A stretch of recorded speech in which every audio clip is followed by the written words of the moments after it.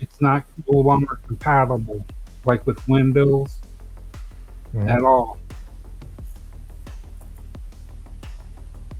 Okay, you're talking about things like looking for external libraries that might not um, be used anymore. Yeah, but don't they have to keep up on that stuff as well? It can depend. You're making such a very broad statement. Depends on the application. Depends on the clients. There's the old joke about banks using the same computers and same code base for the last 40, 50 years. Yeah, but during that same time, don't they take and watch it? I mean, look at it and see any parts that's not able to run in today's time with what new technology is to keep up the Ye- computer and performance. But why is this? You look at this on consumer. We got to have the greatest and latest machine and greatest latest operating system. You looking at it from a sort of more of a fad sort of thing than a stability, production stability point. If you've got a piece of software that has worked perfectly fine for you for the last 40 odd years and still does the job, and you've got people that can, well, yeah, if it's stable, then why change it? Well, yeah, but when you just buy something and you put it in, and the computer says, sorry, it's not compatible with the performance of the computer, or something about something, it doesn't work with it. Okay, let's take a simple example: a human resources database, a clocking in mechanism, where you've got employers using it to clock in and clock out at beginning and end of the day. If that functions perfectly well for the last 40 odd years, why do you need to change it? Well, I'm not saying change it. I'm just saying make sure it runs perfectly through the thing where beforehand, before it does have even a slight problem, what specific things to look for when it starts to appear that even if a slight decrease in time, you know, where it starts to Again, move why to why does it really matter if a clocking in mechanism is running 2 milliseconds slow? well, like if you're doing a thing of like that card where you like your clock into work.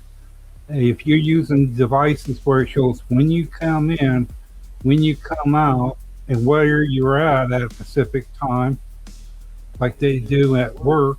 Yeah, but if you a matter of milliseconds isn't going to change No, but after a that. while, you never know. The milliseconds can grow into something else, or something could happen. Like I don't know how you call on the internet. It says where a computer bleeds out of data, starts messing up. Well, it's like this right here. Okay, like I'm going through and I'm actually having to filter out our voices in the same room. Yeah, the echo is still there. I suppose But Robert's but friend.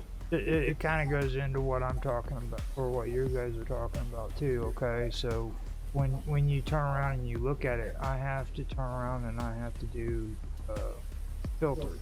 Okay, I have to put in filters like a noise suppression and a noise gate. Mm. Then there's a threshold for a closing threshold and an opening threshold. So in order for me to make it to where the noises don't bleed into each other because we're so close, I have to learn how to adjust that. Okay. Now, if I didn't do that, we would have like a bleed in like you're talking about, which is most likely coming from Robert's. He doesn't have OBS. Okay. Now, if he had OBS hooked up and he was running his audio through OBS, then he could put these filters on, and these filters would take care of that problem. Right? Okay. So that kind of relates to what you're talking about. You have to have, you just can't turn your computer on. You can't run it without adding something to it to help with the performance. I don't know. There's a in the consumer realm. There's a lot of hyper performance. Oh, my computer is turning on 30 seconds faster. Who cares if it turns on 30 seconds faster? No, Guys, make a cup of coffee. Go to the toilet or something. yeah. Well, what I was referring to is, well, when I would get these like games and all that, and sometimes it you couldn't play it without like what we call them cards, the graphic cards for games. Okay. You gotta have something like that to be put into the computer to where you're able to play it and where it looks functional, where it doesn't bog your computer down. Okay, everybody wants to look at the most prettiest picture ever. I remember playing computer games back in the 80s where it was a couple large pixel sprites.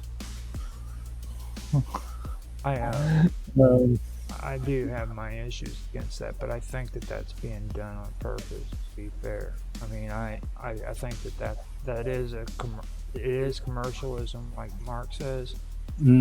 But at the same time, I think that technology could actually do more with less freaking. You know what I mean? Like, they don't have to have programs so bulky.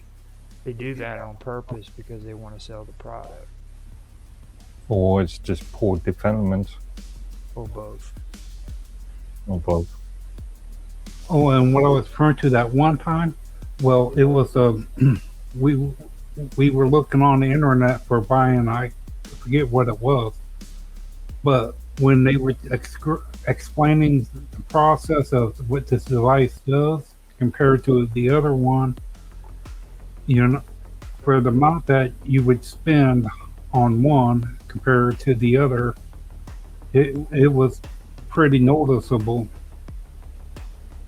Right. This is where you do your research and find the product that's suitable for you, and then do further research about finding the product that's an affordable price. Well, see, that's the important question. I mean, like, first of all, Robert, what is it that you want? Well, it's when we were looking at that one, Rod, and you were reading it to me about the with all in graphics and all that for what it does compared to the other one, and for the price that they were charged compared to the price of the other. Yeah. You know. Well, that comes into like commercial marketing, like Mark's talking about. Like, well, I was just talking about the functions of compared to them two. You know. Well, I mean, to be honest with you, like, if you want to talk about what Mark's talking about, I want to talk about computer play. Okay, I've had this conversation with James before. James is my son, where he wants to go out and he wants to buy this cool stuff from Ryzen. He wants to buy all of this freaking great stuff from AMD because that's the end thing. You know, everybody thinks that shit's cool, but it shows you freaking statistically that freaking Intel is freaking most reliable freaking component you can put into a computer. And these young people will argue with you tooth over nail that if that's not the fact, then it is the fact. Okay. Well, it goes back to my previous point. I've spoken to Roger about when I was doing retail technical support, so support for computer stores, and used to get kids coming in wanting the biggest and greatest machines ever made, and then when you ask them about what they want to use that machine for, you realise that they're only going to use it for 10% of the capable power of the machine. My son James, he actually had a program where you turn around and it's a simulation. Turn around and you just go to this simulation and it does a freaking it goes through and it checks your graphics out on your computer to see how strong it is. Yeah. And how strong your computer is determines how good the Graphics. the graphics being shown to you. So it could be like just a video of through like a game scene. All the graphics on there is gonna look better and better according to how strong your computer. As long as the developers have implemented procedures to use those functions. Right. You know. I mean, just because you've got some artificial benchmark showing you that your machine is capable of doing this doesn't mean that all the software there if you're going to use is going to use that functionality. Oh, video games are a lot more. Well, yeah, but just because one video game uses a specific function doesn't mean that all video games are going to use that specific function. Well, I'm just saying that what they've done, kind of what you were talking about too, about putting unnecessary shit in the actual games. You know what I'm saying? Like when it comes to video games, it goes back to what I'm saying as well. I don't think that they need to be using as much technology as what they are using, less. Do the same thing. And when I'm using Blender, I call it low poly. When it comes to the graphics, you can do just as much with low poly graphics, but you with all of these freaking really cool, updated freaking video games. They're you know, amazing, outrageous, Performance. ridiculous graphics. Man, you gotta have like huge freaking amounts of freaking gigabytes just to freaking play a video game. And there's some of them that will literally destroy your freaking computer, dude. Like if you get on some of these games, it will literally destroy your computer. And people get on and they play that shit like, and it's not healthy for the computer at all. I can tell you twice where my son's freaking computer all of a sudden his cool little red and white keyboard just started flicking on. You know why? He thought that he had to overclock his freaking. Because it's so cool to freaking overclock the CPU. Well, and he was always saying that how fast it is. I mean, I've got a couple. I play mainly point-and-click adventure games these days when I do get time, and the majority of them are relatively simplified animations and graphics.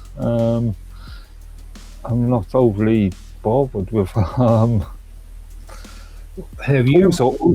Also, there's the old style over substance argument, isn't there? It's like the old argument about watching films, and sure, these films may be amazing to watch, but the actual storyline, the plot, the script writing is extremely crap.